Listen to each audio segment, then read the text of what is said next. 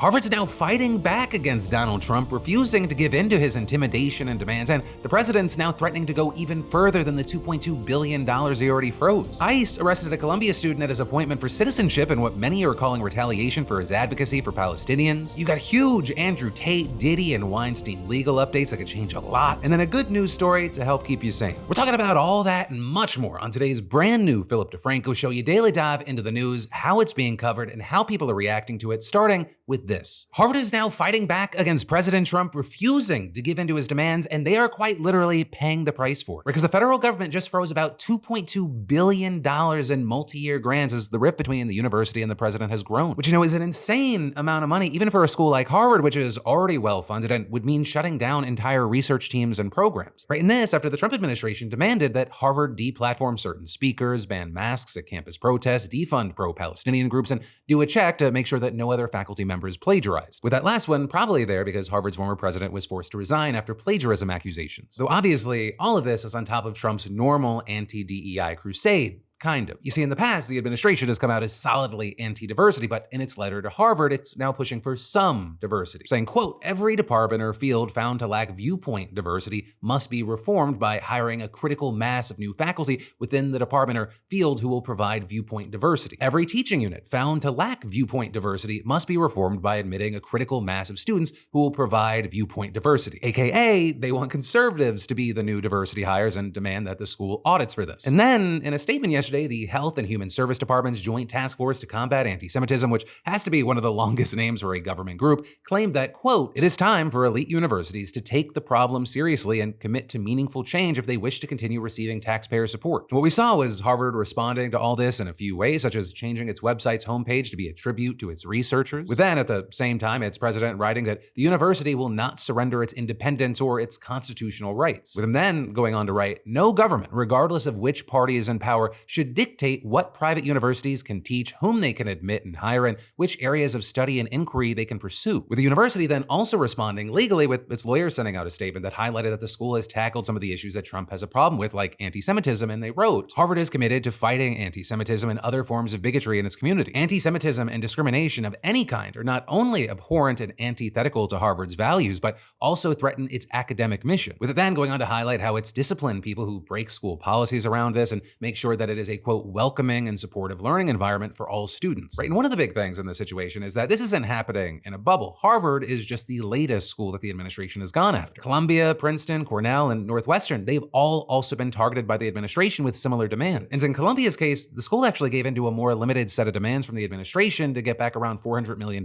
in funding, which is coincidentally the same amount that the school refused to pay Trump decades ago when it was looking to expand. Meanwhile, Princeton had $210 million in funding frozen after its president said that the Trump administration was the greatest threat to American university since the Red Scare of the 1950s. And then you had Cornell and Northwestern losing access to $1 billion and $790 million respectively, with the Trump administration claiming it was connection to, quote, several ongoing, credible, and concerning Title VI investigations. Which I will say the details about what exactly happened there, they're unclear. It's also kind of unclear in general what Harvard and these other schools are gonna do. Some might give in to claw back this vital funding like Columbia did, whereas others, they might just take a stance and shut down their programs. But notably, in the meantime, we're seeing a lot of big names speaking up in support of Harvard here, like former President Obama, who wrote, Harvard has set an example for other higher ed institutions, rejecting an unlawful and ham-handed attempt to stifle academic freedom while taking concrete steps to make sure all students at Harvard can benefit from an environment of intellectual inquiry, rigorous debate, and mutual respect. Let's hope other institutions follow suit. Or with the general idea being that if a massive institution like Harvard, they give in to what many have called just blatant intimidation, that then really no one stands a chance and the dominoes will all fall. But then this notably playing out as you had Trump saying on Truth Social this morning, perhaps Harvard should lose its tax-exempt status and be taxed as a political entity if it keeps pushing political, ideological, and terrorist-inspired supporting sickness. Remember, tax-exempt status is totally contingent on acting in the public interest. So this fight, it's not going anywhere. We're gonna have to wait to see how it plays out. And in the meantime, of course, I'd love to know your thoughts on this in those comments. But then from that, in a different kind of news, what do Andrew Tate, Diddy, and Harvey Weinstein have in common? Big legal updates. Starting with Andrew Tate, because he's set to face a civil trial in the UK in 2027 over claims of physical and sexual abuse from 4 women, with reports saying that their allegations stem from between 20 2013 and 2015, 2 saying they were in relationships with Tate at the time, and 2 saying they were working for his webcam business. And this is one alleged that he threatened her with a gun and said that there would be hell to pay if she didn't do as he said, and another saying that he strangled her to the point of her losing consciousness during sex. And this case actually had a preliminary hearing ahead of its trial today, and it stands to be a historic trial even outside of the Tate of it all, with the lawyer for the women saying this will be the first occasion coercive control has been brought before the high court in a civil context to decide if it amounts to an intentional infliction of harm. Right in there, adding that coercive control is a relatively recently identified form of violence and described it as a form of grooming and manipulation where the victim becomes less and less able to respond in what might be perceived as a normal way. And this is the women are reportedly seeking damages reaching 6 figures, but also Tate's lawyer wasn't required to and did not attend the hearing. That then brings us to Diddy's case because he pleaded not guilty yesterday to new charges in the indictment that he's facing in New York. And notably with this new superseding indictment, he's now facing 5 charges, including racketeering, conspiracy, transportation to engage in prostitution, and sex trafficking. And with that, you had his lawyers recently saying of these new charges, these are not new allegations or new accusers. These are the same individuals, former long-term girlfriends who were involved in consensual relationships. This was their private sex life defined by consent, not coercion. And notably, like every update in this case, it's starting to feel like it has higher and higher stakes because the trial is just around the corner, or at least it's supposed to be. But according to CBS News, jury questionnaires are going to be distributed at the end of this month, and by May 5th, jurors will be questioned individually ahead of opening statements, which are set to start May 12th. But a big thing is that Diddy's legal team is reportedly trying to push back, with one specifically saying the defense might ask for a 2-week adjournment over discovery issues, and we have another hearing set for Friday, so we're gonna have to see where all that goes or if it gets delayed or not. But then finally, that brings us to Harvey Weinstein because he is back in court in New York. Right, and this one, it has a bit more background because back in 2020, he was convicted of 2 sex crimes in New York. But as you might remember, last year, that conviction was overturned by an appeals court who said that the judge unfairly allowed testimony of witnesses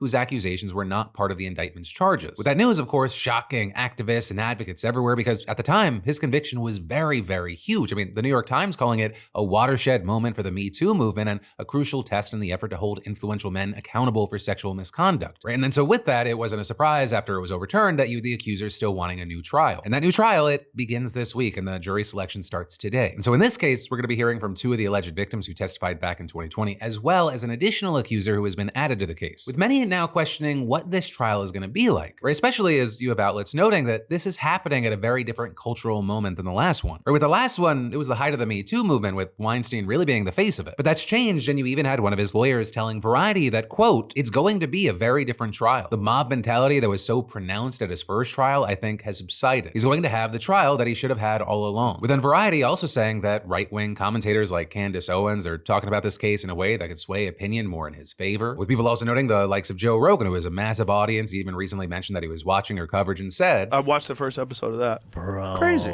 It's crazy. So I can't believe I'm on Harvey Weinstein's side. Right, and all of this is playing out as you had Gloria Allred, who's representing one of the accusers in the trial, telling CNN, it's painful to go through the process again about a traumatic event. I commend her. It does take a tremendous amount of courage. I think much of the public was aghast when the conviction was set aside. The women who testified at the last criminal trial, they refused to be ruled by fear. Also, I want to add, part of the reason why the Harvey Weinstein story is so big is because it's not just this New York case, right? They're far from the only allegations. Over 100 women have accused him of some form of misconduct, and while he has denied the allegations, he was previously convicted on sex crime charges in California and faces a sentence there, though he's looking to appeal that as well. But also, per the New York Times, Weinstein thinks that he stands a better chance during this second New York trial, saying, I've been waiting for this day for a long time. Tomorrow, I walk into court a free man in New York, and I expect to walk out the same way. Though again, this is only in the state of New York, because like I said, he faces time on the West Coast. But for now, we'll have to wait to see how this, and really all 3 of these situations continue to play out. And then I've got more news for you in just a moment, but first,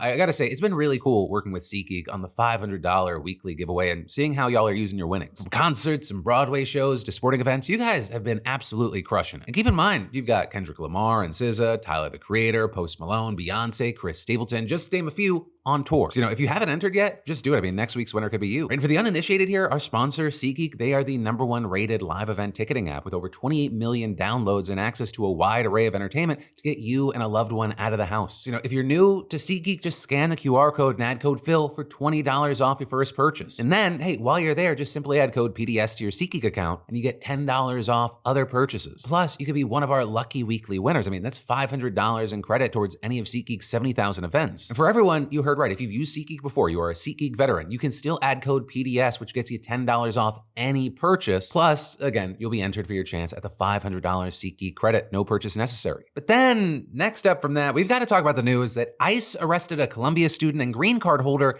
at his naturalization interview. And this with reportedly no charges, no warning, and now Trump's DHS wants him deported to Palestine. Right, so according to legal documents challenging the request, Mohsen Madawi was born in a refugee camp in the occupied West Bank and lived there until moving to the US in 2014. Right, and for more than a decade, he's lived here as a permanent resident with a green card, attending Columbia as an undergraduate student with intentions to graduate next month and enroll as a master's degree student at the university's International Affairs School, which he's already been admitted to. And very notably here, following the outbreak of the war in October of 2023, Madawi became a leader of the pro-Palestine student protest movement, helping co-found several groups. But per the legal filings, he stepped back from organizing in March of 2024 before students established encampments and took over buildings on campus. And in interviews at the time, he said that his decision stemmed partly from concerns about his immigration status, but also because of his beliefs as a practicing Buddhist and his desire to build bridges with Jewish and Israeli communities at Columbia. With him also giving an interview with 60 Minutes back in December of 2023, where he spoke about seeing his best friend killed by an Israeli soldier when he was a child and emphasized that he wanted a peaceful end to the conflict, saying, "My motivation comes out of love now, not out of anger, not out of hate." And notably, after that, he became the target of hardline Zionist groups that have been seeking the detention and deportation of pro-Palestine student activists. With this, including one organization called Beitar, which tweeted a video of him back in January and said that he was on their deport list. With his group also going on to tell the Washington Post last month that Madawi was on their short list of 3 people that they were encouraging the Trump administration to deport. Though with that, you had the Department of Homeland Security denying that ICE was working with Beitar. But regardless, after Trump took office, Madawi began fearing for his immigration status, and he asked Columbia to help him find a safe place to live so he wouldn't be arrested by ICE agents. But the school did nothing for him, according to emails reviewed by The Intercept, which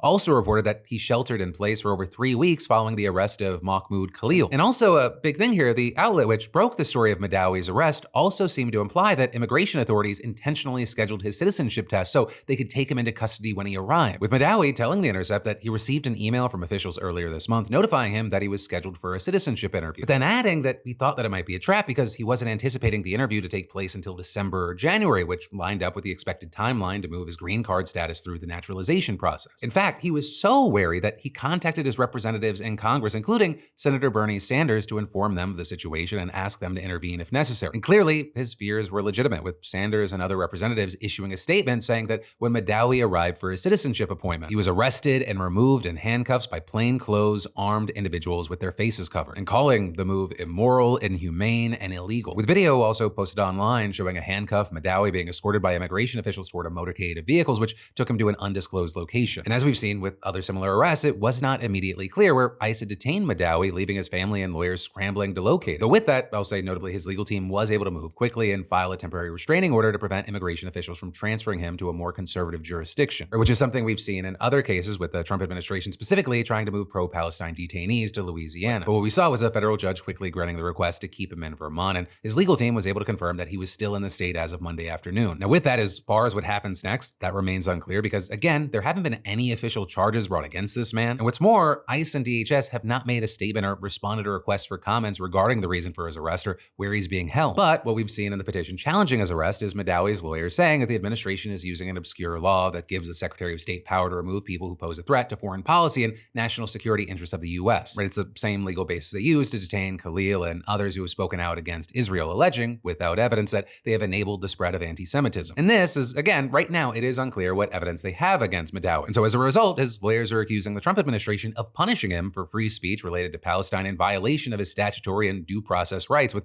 one telling reporters, Mohsen Madawi was unlawfully detained today for no reason other than his Palestinian identity. He came to this country hoping to be free to speak out about the atrocities he has witnessed, only to be punished for such speech. And to that point, legal experts have said that this represents a whole new front in the administration's efforts, saying that it's highly unusual for authorities to arrest a legal permanent resident who hasn't been charged with a crime while at a naturalization interview. With also a professor and the director of the Immigrants' Rights Clinic at Columbia Law School explaining, the arrest sends a chilling message. No one is safe and non-U.S. citizens must be silenced, and saying the First Amendment is supposed to protect all people on U.S. soil, regardless of immigration status. But the executive branch is pushing its authority well beyond the system of checks and balances set up by the U.S. Constitution, testing the rule of law, risking our constitutional constitutional democracy and pushing our nation toward authoritarianism. So once again, this appears to be yet another front for a major legal battle, especially because the Trump administration is trying to deport him to Palestine, with Madawi himself telling The Intercept that being forced to return to the West Bank would be kind of a death sentence. And then, on the note of legality and testing the Constitution, that brings us to another related update that I want to hit on today regarding the case of another student who was arrested for pro-Palestine speech, right? Rumeysa Öztürk. Because as we talked about before, she's a Turkish student visa holder at Tufts University who was seen in now viral security footage screaming while being arrested and loaded into a car by plainclothed and masked officers, with that shocking video getting widely condemned by many who argued it looked more like a kidnapping or abduction than an arrest. And this, as you had others alarmed by the Trump administration's reasoning for detaining and deporting Öztürk, noting that the only reason it has cited for its action is the fact that she co-authored an opinion piece in Tufts student newspaper criticizing the university's response to the Gaza war, with the op-ed specifically calling for the university to divest from Israel and, quote, acknowledge the Palestinian genocide, among other things. Now that said, Secretary of State Marco Rubio has insisted that there are other infractions beyond the op-ed, but so far it appears that he hasn't been able to give specific examples or produce any evidence, which actually brings us to the reason that we're talking about her case today, right? Because you have the Washington Post now reporting that just days before her arrest, the State Department issued a memo saying it had determined that the Trump administration had no evidence that she engaged in anti-Semitic activities or made public statements supporting a terrorist organization. In fact, the memo allegedly said outright that Rubio didn't have sufficient legal grounds to revoke Öztürk's student visa under the law that gives him the authority to remove people who pose a threat to national security. Now, notably here, the State Department did say that Öztürk could be deported using a different authority that allows the Secretary of State to revoke a visa at their own discretion. But of course, one of the big things is that is not how the Trump administration has painted the arrest, right? You had Rubio and other officials repeatedly saying that she has spread anti-Semitism and supported terrorism. And so you have the Post writing here that the revelation of this memo, quote, raises doubts about the public accusations made by the Trump administration as it has sought to justify Öztürk's deportation. And notably, this news came the same day that a judge in Vermont questioned whether the Trump administration would incite a constitutional crisis by refusing to release Öztürk if the court ruled her arrest was illegal, with those comments being made during a hearing about whether to move her case from Louisiana, where she's being detained, to Vermont, where she was located when her lawyers first sued the administration for her arrest. And notably, when the judge implied he might order authorities to move her, lawyers for the Trump administration argued that he lacked the authority to make that call because Congress has given the executive branch broad discretion over immigration, with the judge then responding, if the government then says, oh no, she can't be released because we have a detention order in immigration, which is inviolate, and she's not going to be released, then we're in a constitutional crisis. And then at one point also asking, what if she is right? What if there was a constitutional violation in her arrest? The only remedy she is seeking is release, and you are suggesting that the court has no power to release her. Right, but for now, as the situation continues to evolve with several different cases, we'll have to wait to see what happens. But then Trump's trade war with China just hit new heights, with Bloomberg now reporting that China just ordered its airlines to not take any further deliveries of Boeing jets, according to their sources. And that, in addition to requesting that Chinese carriers stop any aircraft-related purchases from U.S. companies, which of course is just the latest move in the global trade war coming after China boosted retaliatory tariffs on the U.S. up to 125% in response to the tariffs that Trump placed on China. Right, and those can reportedly be as much as 145% on certain products. Right, and this is a pretty big deal because this year alone, Boeing has reportedly delivered 16 planes to China with 29 remaining, according to one JP Morgan analyst. And the deliveries themselves, they're crucial for Boeing because that's actually the moment they get paid, right? Building the plane first and then getting the money when the finished product is delivered. So China refusing to accept the planes, it means that those deliveries just aren't going to happen. Though it is important to note that there will be some exceptions here. According to Bloomberg, there are 10 Boeing jets that are currently being prepared to enter Chinese fleets. And some of those jets, they had their paperwork and payment handled before the tariff announcement. So you had Bloomberg sources saying that those planes will be allowed to enter China on a case-by-case basis. Now, as of recording, there haven't been any comments from Boeing or Chinese authorities, but over on Truth Social, you had Trump himself accusing China of backing out of, quote, the big Boeing deal that was signed during his first administration. And so far with this news, we've seen the stock down for the day. And of course, this is also just the latest problem for Boeing in the last few years. Sales dropping in the face of fatal crashes and quality concerns, not to mention a labor strike, supply chain disruptions, and the increased regulatory scrutiny because of the previously mentioned quality concerns. So yeah, we'll have to keep an eye here. But also, Trump's rapidly escalating trade war, it's set to have broader effects on more than just one company. With us also seeing Bloomberg reporting that the U.S. economy is on track to lose billions of dollars thanks to boycotts on American goods and foreign tourists staying away. Right, and noting there that plane arrivals by non-citizens, it dropped by 10% in March compared to last year. And looking into specifics, tourism from Germany and Denmark fell by 30%. It's down by 25% for Spain, Norway, Iceland, and Austria, and Canada. Air travel from Canada, it's down over 75% from last year, and that's in addition to a 32% reduction in car travel. And then all of that is in addition to growing concerns about the U.S.'s ability to host the Ryder Cup in 2025, the World Cup in 2026, and the Olympics in 2028. But how all of this is is going to play out, we'll have to wait to see. I mean, it changes week to week, day to day, moment by moment. And then I'll get to more news in just a moment. But first, have you ever tried something new and immediately think, why didn't I do this sooner? Because that was me months ago after I finally took my buddy's recommendation about taking colostrum. I'd heard about its benefits, stronger immune barriers, better muscle recovery, but to be honest, I was skeptical and I thought it was a little weird. I'm not gonna lie there. But now, I can't imagine my routine without it. And to get more specific, I'm taking ARMRA colostrum, and I want to give a massive thanks to them for sponsoring today's show. Colostrum is basically nature's OG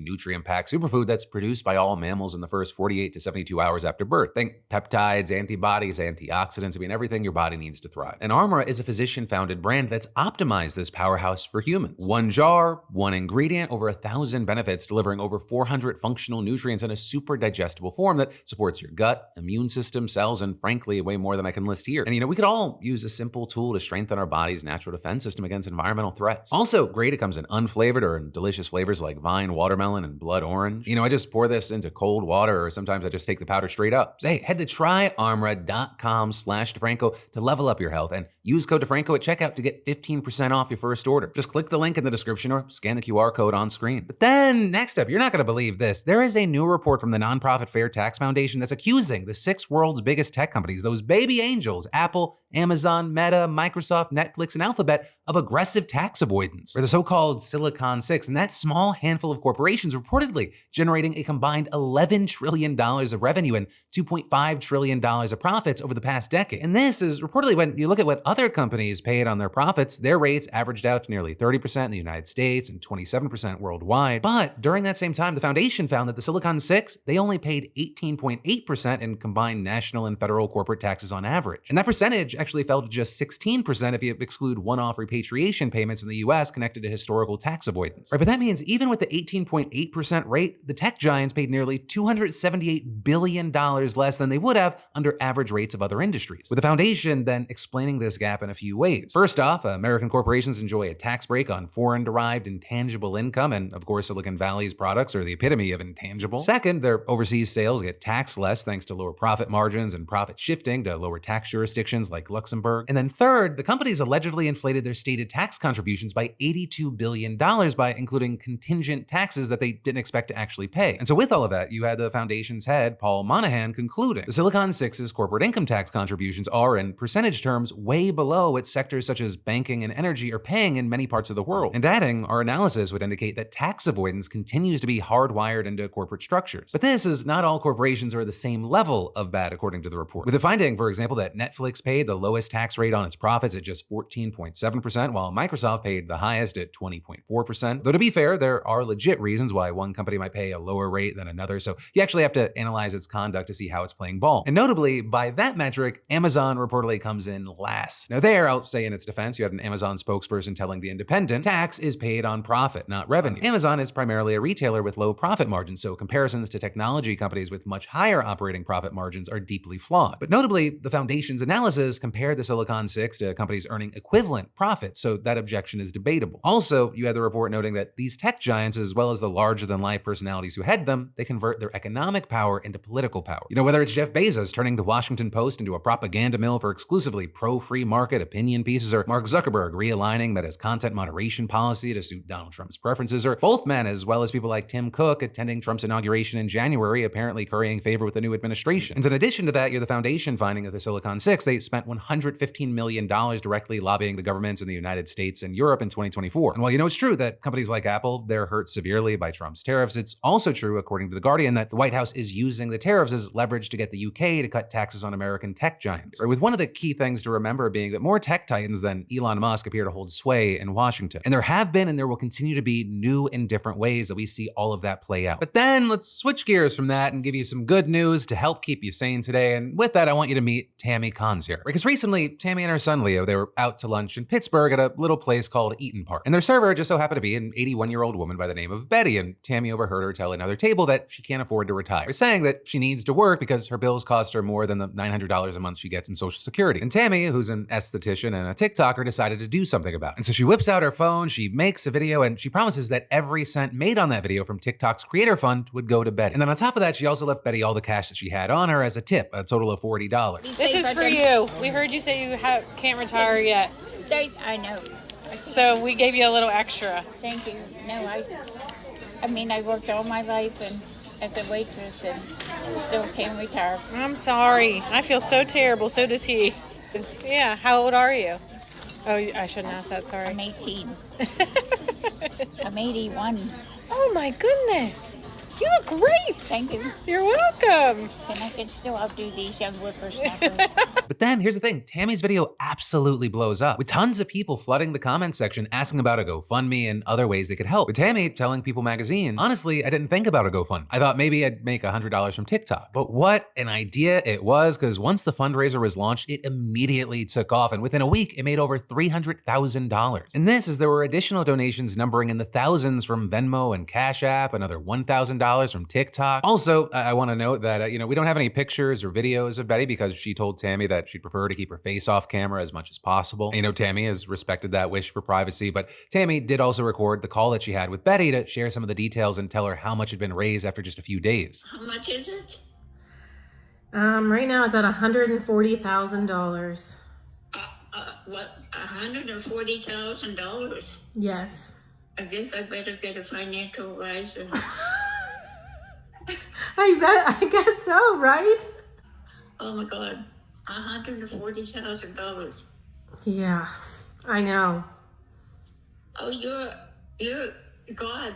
Also throughout this process, Tammy herself learned more about Betty and shared more. So it turns out that Betty has been working tirelessly her entire life to support her children on her own after her husband passed away when they were young. With Tammy telling People Magazine, she's so deserving. Hearing stories from her coworkers about how giving she's been her whole life make me feel even better about what we're doing. And the total amount that's been raised for this woman as of right now is over $330,000. And Tammy's now working with an attorney to get it set up as a trust fund so it won't impact Betty's Social Security. With Tammy adding there, I wanted to do this the right way. It's more complicated than I anticipated, but it's worth it. And well, right now we don't know how Betty specifically plans on using the funds. Reportedly, she plans on prioritizing taking care of herself and her family. And so today, Tammy and Betty are BAMFs of the day. Tammy for going out of her way to raise hundreds of thousands of dollars for a complete stranger. And Betty, because she's been a hard worker, and I also just respect most of my elders. And I hope you enjoy, because Tammy's right. You absolutely deserve it. But then finally today, let's talk about y'all's comments on yesterday's show and some commentary brought to you by beautifulbastard.com, where if you missed it yesterday, you gotta get in on this new April drop that went live yesterday with a brand new, yeah, no, it's fine, everything's fine that I'm wearing, but there's also a light version. One day we'll all be skeletons, more like fun, productive, and one minor inconvenience away from losing my shit. And right now, if you use code tariffs, you'll actually get 10% off. But with that said, diving into yesterday's comments, we actually got a comment I did not expect, and that is that Doug from our BAMF of the Day story. He actually hit me up saying, I just watched your show and I was floored when I heard you make me your BAMF of the Day. My GoFundMe has received over $15,000 in new donations today, and I'm sure a lot of it is because of you. I can't thank you enough for your generous donation and especially your kind words and shout out on your show. With Doug then separately asking, do you know anyone from Mazda USA? My Malibu is running rough. I'm a huge fan of the CX-50, which I gotta say, no, I do not know anyone over there. My experience with Mazda has just been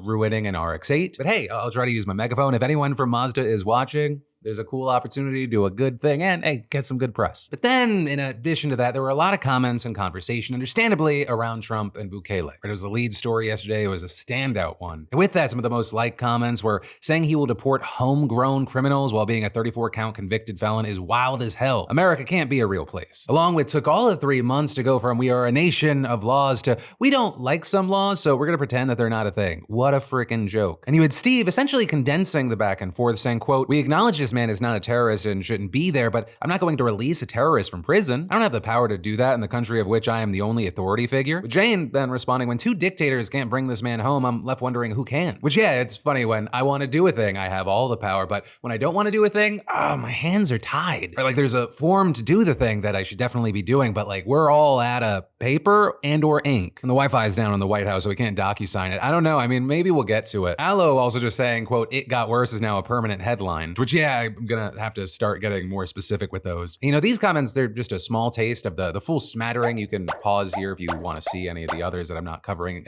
word for word. But then also, in addition to that, there was a lot of really interesting conversations and interesting comments around the being declared dead falsely story. With, for example, Trey Clark saying, being declared dead can really grind your life to a halt. Saying, I share a first, middle, and last name with my father and my late grandfather. When my grandfather died, a death hold was placed on my student loans because the person who did the paperwork for the loans didn't add my suffix to the form. terms. I was a year delinquent on that loan because I could not give the bank money for the loan. I called the bank countless times, but I was just told the system was down because they could pull up information on what I owed. Because of this, my credit score took a massive hit that took a decade to repair. This was an administrative error on just my loan. I shudder to think what my life would have been like if I was dead to all federal agencies. How would you even start to fix that? But then also adding, fun fact, being dead did not stop the collection calls. Can't let a little thing like death stop the banks from squeezing you dry. But then the final two comments I'll hit on. One, we got a different kind of good news. We had Madison Rose saying a happy story to share. I got engaged today. I introduced my fiance to the PDS when we first started dating, and now it's part of our daily routine, which of course just confirms what I've been saying for years. The couple that gets filled in together stays together. And then finally, Attila the Dunn said, I like the deep dives, felt like important info that couldn't be normally fit into the show. Thanks, Phil and team. Which actually brings me to an ask for those still watching the show. I'm thinking the most dedicated and/or the people that accidentally left the show on. Can you share today's show? Like, take the link. I don't care if you post it on X, Instagram, Blue Sky, you text it to your mom, your dad. Last week, while it was appreciated by like 60% of the audience, it fucked us on the YouTube algorithm. If you just did that small thing, I think